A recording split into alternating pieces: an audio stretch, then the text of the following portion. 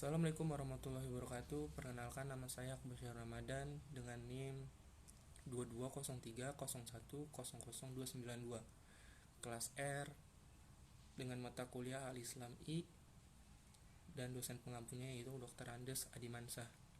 Dan di sini saya akan menjawab UAS dengan mata kuliah Al-Islam I dengan soal yang pertama, yaitu coba Anda jelaskan apa yang melandasi seseorang belajar akidah dan akhlak, seberapa pentingkah mempelajarinya.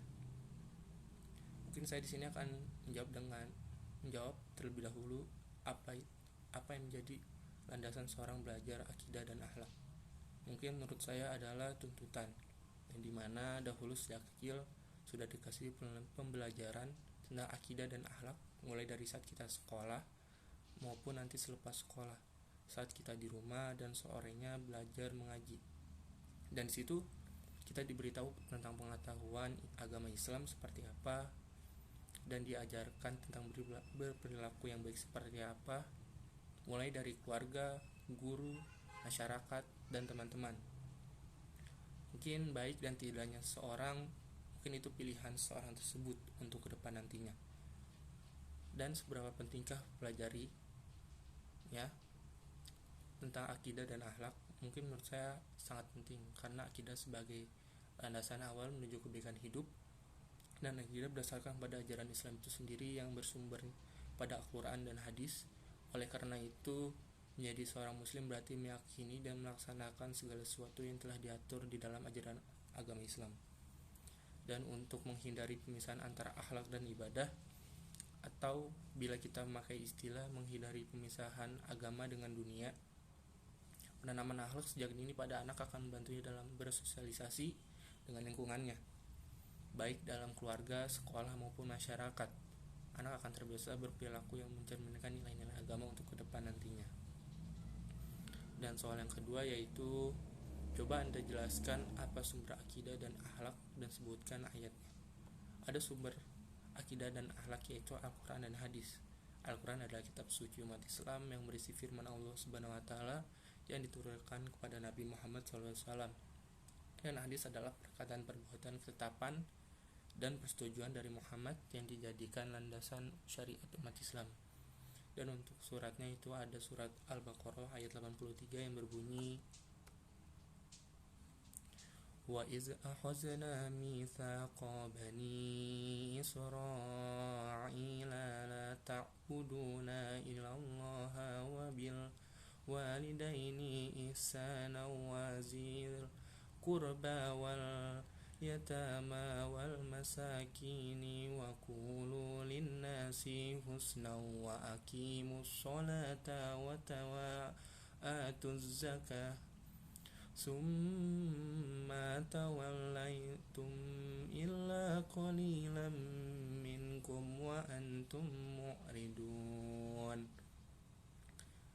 Dan yang artinya, dan ingatlah ketika kami mengambil janji Bani Israel, janganlah kamu menyembah selain Allah, dan berbuat kebaikanlah kepada kedua orang tua, kerabat, anak-anak yatim, dan orang-orang miskin. Dan bertutur katalah yang baik pada manusia, laksanakanlah sholat dan tunaikanlah zakat. Tapi kemudian kamu berpaling mengingkari kecuali sebagai kecil dari kamu, dan kamu masih menjadi pembangkang.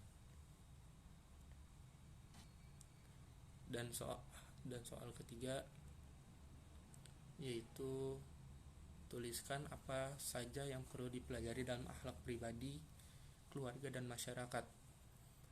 Dalam belajar akhlak terdapat beberapa hal yang perlu dipelajari dalam akhlak pribadi, keluarga, dan masyarakat. Beberapa di antaranya adalah akhlak pribadi. Dalam akhlak pribadi, seseorang harus belajar tentang berbagai hal seperti kejujuran, kesederhanaan, ketaatan, kesabaran, dan lain-lain. Seorang juga harus belajar tentang cara untuk menjaga diri dari berbagai godaan dan tentang cara untuk mencapai kebahagiaan dalam hidup. Akhlak keluarga. Dalam akhlak keluarga, seorang harus belajar tentang bertanggung jawab yang harus diterima dalam peran sebagai anggota keluarga, bagaimana berinteraksi dengan anggota keluarga lainnya dengan baik, tentang cara untuk memelihara hubungan yang baik dengan anggota keluarga, dan lain-lain. Akhlak masyarakat. Dalam akhlak masyarakat, seseorang harus belajar tentang tanggung jawab yang harus diterima dalam peran sebagai anggota masyarakat, bagaimana berinteraksi dengan orang lain dengan baik, bagaimana menjaga hubungan yang baik dengan tetangga, bagaimana berpartisipasi dalam kegiatan masyarakat, dan lain-lainnya. Akhlak dalam interaksi sosial, seorang harus belajar tentang etika-etika dalam berinteraksi dengan orang lain, bagaimana menghormati orang lain, bagaimana menghormati hak-hak orang lain, dan bagaimana menghormati perbedaan, dan lain-lainnya. Akhlak dalam berorganisasi, seorang harus belajar tentang etika-etika dalam berorganisasi, bagaimana memimpin dengan baik, bagaimana bekerja dengan tim, dan lain-lainnya. Semua hal di atas perlu dipelajari belajar akhlak, karena akhlak adalah suatu sistem nilai yang digunakan untuk menentukan apa yang baik dan buruk dalam perilaku seseorang. Akhlak yang baik akan membuat seorang menjadi pribadi yang baik dan membuat lingkungan sekitarnya menjadi lebih baik. Dan soal yang keempat yaitu tuliskan apa itu akhlak berbangsa dan bernegara sertakan dengan contoh.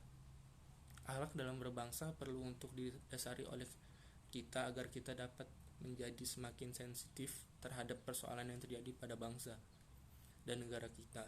Bukan hanya hal ini didorong dengan kekhawatiran akan bubroknya generasi kita apabila kita tidak dibekali dengan pengetahuan tentang akhlak yang cukup. Untuk menjalani kehidupan kedepannya, berikut merupakan akhlak dalam berbangsa, contohnya musyawarah, menegakkan keadilan, dan amar ma'ruf nahi munkar. Dan yang terakhir yaitu yang kelima adalah coba Anda jelaskan bagaimana membina keluarga sakinah mawaddah warahmah, sertakan contohnya masing-masing. Salah satu cara membangun keluarga sakinah mawaddah warahmah adalah dengan membangun rumah tangga di atas ketaatan kepada Allah Subhanahu wa taala, sebab hanya Allah semata yang bisa memberikan ketentraman dan kebahagiaan bagi siapapun yang diinginkannya. Contohnya apa dan bagaimana ciri-ciri keluarga sakinah?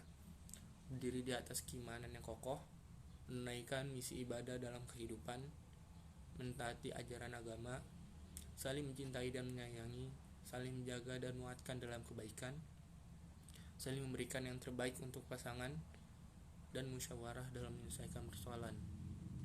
Mungkin ini saja jawaban yang saya bisa sajikan, dan terima kasih. Billahi fisabilil haq fistabiqul khairat. Wassalamualaikum warahmatullahi wabarakatuh.